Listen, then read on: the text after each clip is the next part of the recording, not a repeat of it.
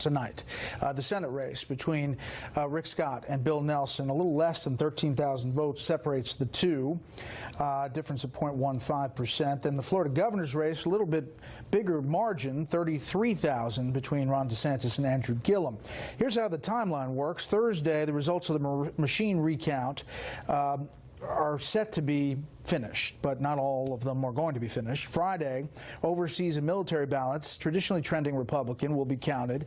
They have to be postmarked or signed no later than Election Day. Sunday, all counties have a 12 p.m. deadline to complete the manual recounts if needed and to report the official returns. And then Tuesday, November 20th, official results from the counties certified by the state. Everybody have that?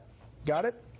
Here we go. Let's bring in our panel. Chris Starwald's politics editor here at Fox News, Mara Liasson, national political correspondent of National Public Radio, and Molly Hemingway, senior editor at The Federalist. Okay, Chris, traditionally, recounts do not net that many changed votes, at least machine recounts, only about a couple hundred, maybe 300 on average. So in history, in modern political history, there have only been two races, the outcome of which was changed by a recount, two major races, I'm sure a dog catcher of Kankakee or whatever, but two major races where the outcomes have been changed. We all remember the Al Franken recount in Minnesota, and then there was Dino Rossi in Washington State in 2004. But the spread? 300 votes or less. That's the range where a recount could be determinative. If we're at 12,602 for Scott, that ain't going to get recounted away. And the eliminationist crazy rhetoric that's going on down there about all of this stuff, about a recount that is highly, highly, highly unlikely to change any outcome. Well, what about that, Mara? I mean, the president's tweeting the Florida election should be called in favor of Rick Scott and Ron DeSantis, and that large numbers of new ballots showed up out of nowhere, and many ballots are missing or forged. An honest vote count is no longer possible. Ballots massively infected must go with election night. First of all, he's wrong, and it sounds like he doesn't want any of those military ballots counted, and this is Veterans Day. I think that's really just wrong, because Florida is doing what it's supposed to do. It's counting the votes. It's going to have a machine recount. You just went through all the steps, and probably Rick Scott is going to be the senator, and probably Ron DeSantis is going to be the governor. And when they kind of challenge their opponents as sore losers, that's fine. That's within normal, give and take of elections. To undermine America's faith in the most basic democratic institution, the ballot box, I think is wrong. Okay, I mean, but let's just say that the election supervisor in Broward County does not have a great track record. No, but they have not found any evidence of what the president's talking about, nor has he presented any. I feel like people are having sudden losses of memory. We're not talking about Florida in general, but a couple counties in particular that have a history of having problems with election day vote tallying. We have multiple judges down there in Florida who have already said that the election supervisors in Broward County and Palm Beach County have violated the Constitution and state law. They have requirements about how you have to report how many ballots you have by certain deadlines. They failed to do that. They refused to do that. You have all sorts of problems, including that Brenda Snipes,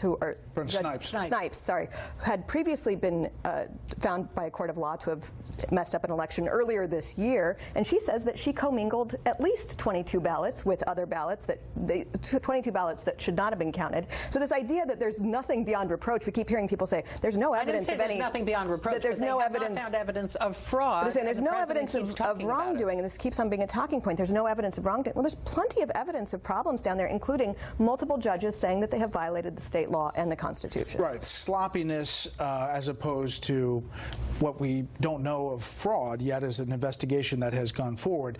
Brenda Snipes, by the way, has been coming under a lot of fire. Here is Andrew Gillum and an anchor on another channel talking about Brenda Snipes. I don't know Ms. Snipes, but I do know she was appointed originally by Governor Jeb Bush, a Republican. We should also point out that Brenda Snipes in Broward County is a Republican appointed by former governor, then Governor Jeb Bush. So she was put in by a Republican governor after the mess that we all remember from 2000. And she's hardly a Democratic official or someone doing the bidding of the Democratic candidates there. Well, she is a Democrat. She's listed as a Democrat. She's always been a Democrat. Jeb Bush tweeted today, "There is no question that Broward County Supervisor of Elections Brenda Snipes failed to comply with Florida law on multiple counts, undermining Floridians' confidence in our electoral process. Supervisor Snipes should be removed from her office following the recounts." But the whole thing to paint her as a Republican seems... I will give that anchor the benefit of the doubt that she was speaking from ignorance or maybe twigging off of Democratic talking points. Jeb Bush put her in position there after the catastrophes of 2000 and 2002 had basically forced his hand, had to get rid of her. He did not replace her with some Republican operative. He replaced her with, I believe she had been a school principal or a superintendent in that county. She is obviously a Democratic official. That's who she is. And she has to go after this. There's no way that you can have this many screw-ups in this many elections this often in a county that's so populous and so important. There's no evidence of fraud, but there is gross evidence of incompetence in this office. Yeah, I mean, at least in those two counties, Mara. You look at Arizona. I don't argue with that. Arizona is counting, and Arizona's they're going to come counting, to the end but of the it. president's also said there's fraud there. That's, I mean, this throwing around fraud, I think, is bad. I think that you should wait for evidence, especially when you're going to try to undermine Americans' confidence in the ballot box. In Arizona, they're still counting, and they're going to have a winner at some point. If only the media could have had that same philosophy for the last 2 years when they were undermining the 2016 election and with wild claims of Russian collusion. Yeah, okay, affecting that's the fair. election.